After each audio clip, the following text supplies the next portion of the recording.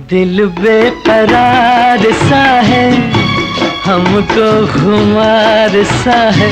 मोहम्मद रफी साहब किसी गीत को आवाज दें और वो दिल को ना छुए, ऐसा कभी होता नहीं था। आजा रे आ जरा, लहरा के आ जरा। रफी साहब गीतों में अपनी आत्मा डाल देते थे और यही वजह है कि वह हर श्रोता के दिल में बस जाते थे।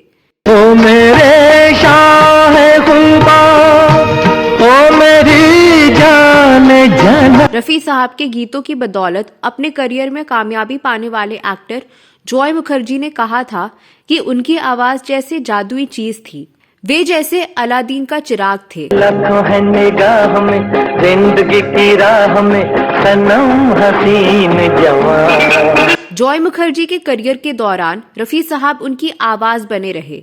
करूं पेश तुमको नजराना दिल का। जॉय मुखर्जी के लिए मोहम्मद रफी ने फिल्म जगत को एक से बढ़कर एक यादगार गीत दिए। टिकला उजले बालों को रंग डालो, बन जाओ गुलबाम बड़े मियां देव। इस वीडियो में जॉय मुखर्जी के लिए गाए रफी साहब के उस गाने के बारे में बताने जा रही हूँ जिसे ऐसा गाया कि वह गाना सुपर हिट हो गया। लेकिन उसके बाद ऐसा कुछ हुआ जिसके बाद रफी साहब ने गाने से मिले पैसे को लिफाफे में रखकर जॉय मुखर्जी की जेब में डाल दिया। आखिर क्यों रफी साहब ने उस गाने के बदले मिले पैसे को लौटाया? कौन सा वह गाना था? क्या है उस गाने के बनने की कहानी? इस वीडियो में मैं आपकी दोस्त और होस्ट साची विस्तार से बताने जा रही हूँ, तो आप बने रहिए हमारे साथ।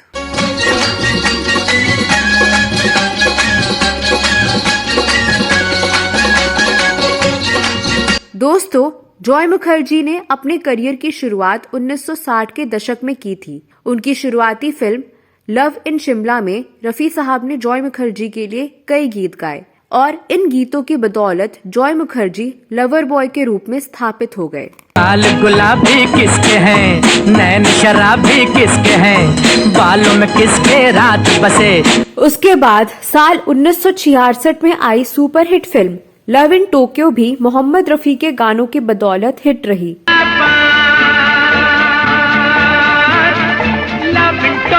जॉय मुखर्जी की आखिरी फिल्म थी लव इन बम्बई, जो साल 1975 में रिलीज हुई। इस फिल्म में भी मोहम्मद रफी ने गीत गाए थे। एक बार जॉय मुखर्जी ने मजाक में कहा था, मेरे ख्याल से मेरे लिए रफी साहब का गाया गीत आंचल में सजा लेना कलियां इतना खुशनुमा है कि ये गीत उन जोड़ों में भी प्रेम जगा सकता है जो 50 वर्षों से अधिक समय से विवाहित जीवन जी रहे हैं। आंचल में सजा लेना कलियां जुल्फों में। जॉय मुखर्जी के लगभग 10 वर्षों के फिल्मी करियर में, जिसमें एक से एक सुपरहिट गाने उन्होंने दिए, मोहम्मद रफी उनकी स्थायी आवाज बने रहे, जबकि उस समय के एक प्रमुख गायक किशोर कुमार उनके मामा थे। तुम मेरे पास होते हो, कोई दूसरा नहीं हो।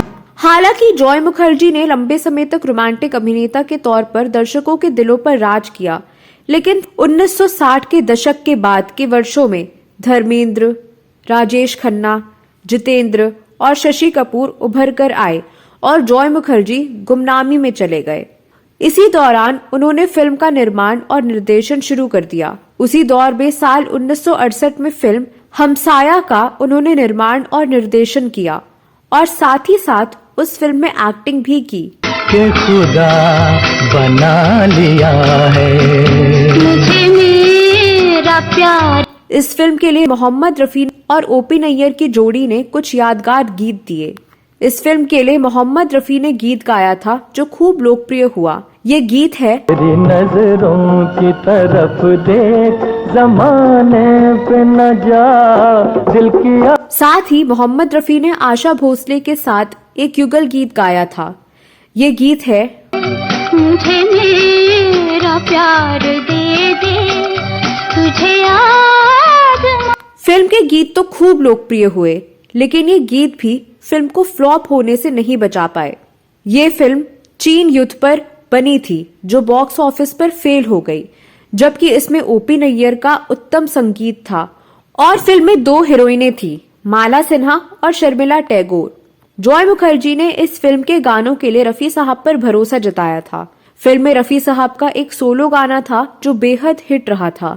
वक्त इंसान पे ऐसा भी कभी आता है। फिल्म के लिए जॉय मुखर्जी ने रफी साहब को इतनी ही फीस दी थी जितनी उस दौर में उनकी मार्केट वैल्यू थी। लेकिन जब फिल्म फ्लॉप साबित हुई तो रफी साहब का दिल नहीं माना। वे नहीं चाहते थे कि जॉय मुखर्जी आर्थिक रूप से और परेशानी झेलें। ऐसे में वे एक दिन उनके घर गए और बातचीत के बाद पैसों से भरा लिफाफा उनकी जेब में रख दिया। जब जॉय ने लिफाफा देखा तो वे समझ गए कि रफी साहब उनकी फीस लौटाने आए हैं। उन्होंने वह रुपए लेने से साफ इनकार कर दिया, लेकिन रफी साहब कहाँ मानने वाले थे। उन्होंने पैसे से भरे लिफाफे को जॉय मुखर्जी की जेब में डाल दिया और कंधा थपथपाते हुए कहा, दिल की आवाज भी सुन। यह उस मशहूर गीत की लाइन थी जिसे रफी साहब ने फिल्म हमसाया के लिए गाया था। दिल की आवाज भी सुन। इस बारे में जॉय मुखर्जी ने एक इंटरव्यू में बताया था, बॉम्बे सेंट्रल के मराठा मंदिर में रिलीज हुई हमसाया फिल्म ने मुझे कहीं का ना छोड़ा था। ये फिल्म फ्लॉप हो गई और मुझ पर कर्ज का बोझ लद गया। मुझे मालूम नहीं था कि सारा कर्ज मैं कैसे चुकाऊंगा। कहीं से रफी साहब को ये बात मालूम हुई और वो बड़े सहज भाव से मेरे घर आए। जो राशि उनको गाने के लिए दी गई थी उसे उन्होंने लौटाने की कोशिश की। मैंने उन्हें ऐसा करने से मना किया। उन्होंने धीरे से कहा, दिल की आवाज भी सुन। मैं अचंभित हुआ और अचंभे की अवस्था में वह राशि मैंने ले ली। दिल की आवाज भी सुन, मेरे फसाने पे न जा। जॉय मुखर्जी ने रफी साहब के बारे में कहा था कि रफी साहब के नाम इस बात का श्रेय जाता है कि उन्होंने नए अभिनेताओं, निर्माताओं, संगीत निर्देशकों और गीतकारों के करियर बनाए। जॉय मुखर्जी ने कहा था, मेरे पिता शशधर मुखर्जी रफी साहब के ऊपर आंखें मूंद कर भरोसा करते थे। मेरी माँ सती रानी देवी और किशोर कुमार भाई बहन थे। फिर भी मेरे पिता ने मेरे फिल्मी करियर की शुरुआत के लिए रफी साहब को चुना और उस फिल्म के गीत इतने लोकप्रिय हुए कि रफी साहब मेरी आवाज ही बन गए। इससे भी बड़ी बात ये थी कि मामा गायक से अधिक अभिनेता थे। बाद में मामा ने मेरी फिल्म में गाने गाए, लेकिन तब तक लोग मुझे रफी साहब के नाम से पहचानने लगे थे, उसी तरह से जिस तरह से लोग कहते थे कि रफी साहब शम्मी जी की आवाज थे। जॉय मुखर्जी ने 27 फिल्मों में काम किया, जिनमें मोहम्मद रफी ने उनके लिए 17 फिल्मों में 74 गाने गाए। रफी साहब ने जॉय मुखर्जी की अंतिम फिल्म हैवान में भी गाना गाया जो 1977 में रिलीज हुई थी, लेकिन वो गीत उनके भाई देव मुखर्जी के ऊपर फिल्माया गया था। बता दें कि जॉय मुखर्जी का जन्म 24 फरवरी 1939 को झांसी में हुआ था। उनकी पत्नी का नाम नीलम था और उनके 3 बच्चे हैं। जॉय मुखर्जी का निधन 9 मार्च 2012 को हुआ था। तो दोस्तों, आप जॉय मुखर्जी के लिए मोहम्मद रफी के गाए गानों के बारे में क्या कहना चाहते हैं? आपको इन गानों में कौन सा गाना सबसे अच्छा लगता है? इस वीडियो में दी गई जानकारी आपको कैसी लगी? इस वीडियो में बस इतना ही। अगले वीडियो में फिल्मों और गीतों के बारे में कोई नई जानकारी लेकर हाजिर हो जाऊंगी। तब तक के लिए नमस्कार।